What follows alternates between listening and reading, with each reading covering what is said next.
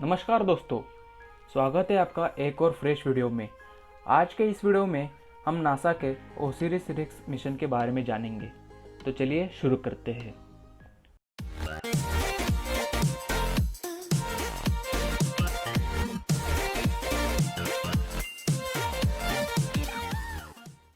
Osiris रिक्स, ये थोड़ा सुनने में अजीब लगता है ना। क्या हो सकता है इसका मतलब? तो चलिए जान लेते हैं। ओसिरिस रिक्स एक शॉर्ट फॉर्म है। इसके लेटर्स प्रोजेक्ट के पार्ट्स को दर्शाते हैं। ओ से ओरिजिन्स, एस आई से स्पेक्ट्रल इंटरप्रिटेशन, आर आई से रिसोर्स आइडेंटिफिकेशन, एस से सिक्योरिटी और रेक्स से रेगुलेट एक्सप्लोरर। इस पार्ट्स के बारे में हम लास्ट में डिस्कस करेंगे, तो वीडियो को लास्ट तक देखते रहना। अब बात करते हैं मिशन के बारे में। अभी आप जो इमेज देख रहे हैं वो इस मिशन का लोगो है। इस मिशन के लिए overall management, engineering and navigation NASA के गोडार्ड स्पेस फ्लाइट सेंटर द्वारा प्रदान किया जाता है, जबकि एरिज़ोना के लूनर और प्लानिटरी लेबोरेटरी विज्ञान संचालन प्रदान करता है और लॉकहीड मार्टिन स्पेस सिस्टम्स ने अंतरिक्ष यान का निर्माण किया है और मिशन संचालन प्रदान करता है। विज्ञान टीम में America, Canada, France, Germany, United kingdom and Italy के सदस्य शामिल हैं। ओसिरिस रिक्स को 8 सितंबर 2016 को लॉन्च किया गया था, जिसने 22 सितंबर 2017 को पृथ्वी के पिछले हिस्से पर उड़ान भरी और 3 दिसंबर 2018 को बेन्नू के साथ मुलाकात की। लगभग 2 वर्षों के लिए यात्रा करने के बाद अंतरिक्ष यान दिसंबर 2018 से एस्ट्रॉयड बेन्नू के साथ घूमता रहा और लगभग 5 किमी की दूरी पर 505 दिनों तक सरफेस मैपिंग करता रहा। उस मैपिंग के परिणामों का उपयोग मिशन टीम द्वारा उस साइट का चयन करने के लिए किया गया था जिसमें से एस्ट्रॉयड की सतह का नमूना लिया जाना था। नासा ने अगस्त 2019 में अंतिम 4 उम्मीदवार नमूना स्थलों का चयन किया, जिसके नाम osprey, Kingfisher, Nightingale and sandpaper था। इन चारों साइट के डिफरेंट एंगल से फ़ोटो लिए गए थे, उनका एनालिसिस किया गया।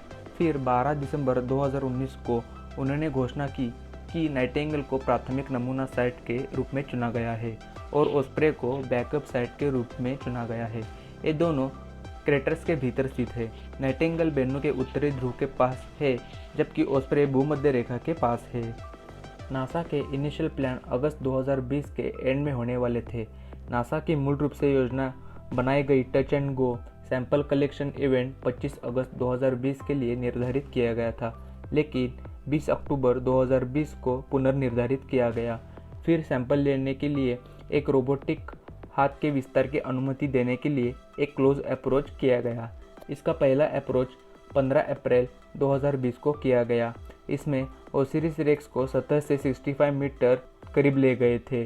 दूसरा अप्रोच 11 अगस्त 2020 को सफलतापूर्वक हो गया, जिससे ओसिरिस रेक्स को सतह से 40 मीटर ले गए थे। 20 अक्टूबर 2020 को होने वाले सैंपल कलेक्शन से पहले ये अंतिम पूर्वाभ्यास था।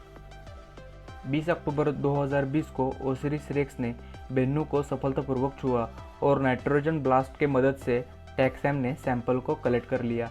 नासा ने नमूने लेने के दौरान लिए गए चित्रों के माध्यम से पुष्टि की कि नमूने ने संपर्क किया था।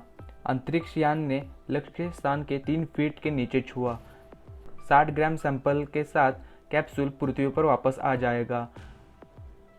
पृथ्वी पर वापस की यात्रा कम होगी और सितंबर 2023 में यूटा टेस्ट और प्रशिक्षण रेंज में एक पैराशूट के साथ उतरेगा। नासा के पास 3 नाइट्रोजन बोतल थी। अगर बाई चांस 20 अक्टूबर को ओसिरिस रेक्स सैंपल कलेक्ट करने में फेल हो जाता तो नासा के पास नाइट्रोजन ब्लास्ट के लिए बैकअप में 2 नाइट्रोजन बोतल थी। अब बात करते हैं इसके मेन पार्ट्स के बारे में, जिससे इस प्रोजेक्ट का नाम तैयार हुआ है। आप जो 3D मॉडल देख रहे हैं वो मैंने बनाया है। इस मॉडल के लिए एक लाइक तो बनता ही है। दोस्तों प्लीज़ लाइक कर देना, क्योंकि इससे हमें मोटिवेशन मिल जाता है। तो दोस्तों अगर आप इस चैनल पर पहली बार आए हो तो सब्सक्राइब ज़रूर कर देना, साथ ही बेल आइकन को भी दबा देना ताकि फ्यूचर में आने वाली वीडियो का नोटिफिकेशन आपको मिल सके।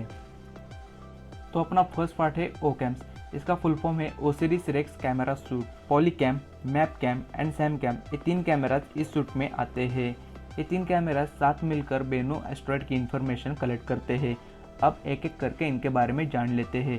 फर्स्ट है पॉलीकैम।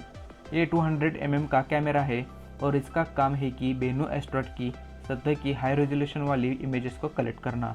सेकंड है मैप कैम।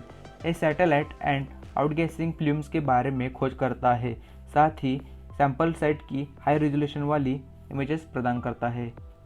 थर्ड है सैम कैम। ये सैंपल को कलेक्ट करके डॉक्यूमेंट्स कर देता है। सेकंड पार्ट है OVI-RS। इसका फुल फॉर्म है Osiris REx visible and IR spectrometer. ये एक स्पेक्ट्रोमीटर है और इसका काम है कि सरफेस के मिनरल्स एंड ऑर्गेनिक सब्सटेंसेस को मैप करना। थर्ड पार्ट है OTES। इसका फुल फॉर्म है Osiris REx thermal emission spectrometer. ये हमें thermal emission spectral maps and local spectral information को देता है। फोर्थ पार्ट है रेक्सिस। इसका फुल फॉर्म है रेगोलिथ एक्सरे इमेजिंग स्पेक्ट्रोमीटर।